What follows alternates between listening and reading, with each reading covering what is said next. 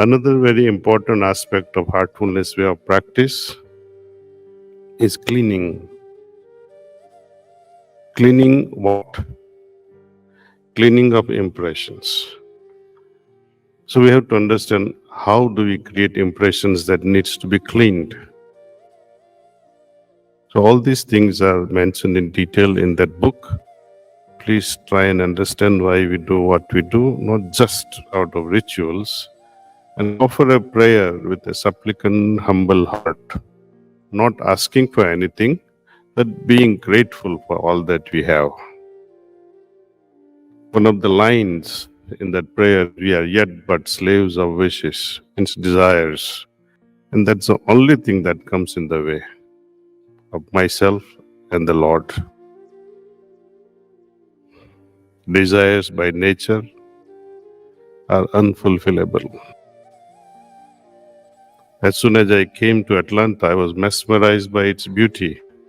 Earlier too, I used to come to Atlanta, but our journey was, from the airport to Molina Ashram, and sometimes we were around malls, come back to Molina Ashram, to the airport and back to New York. We never saw this greenery.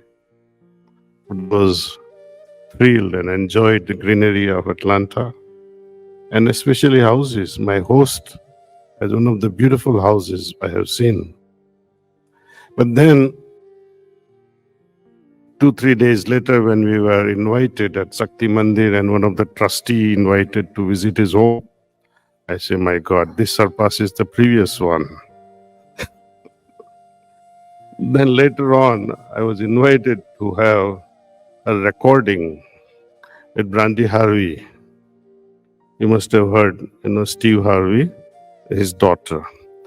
And I thought it must be a studio, but that his residence, Steve Harvey's residence, was converted into studio. And I said, my Lord, this surpasses even the previous one. And then I was invited to Greenville, one of the hoteliers, Mr. Rana, and his palatial house, my God. I was wondering, does such palaces exist on this earth? Oh. So after that, I gave up. Be happy where you are.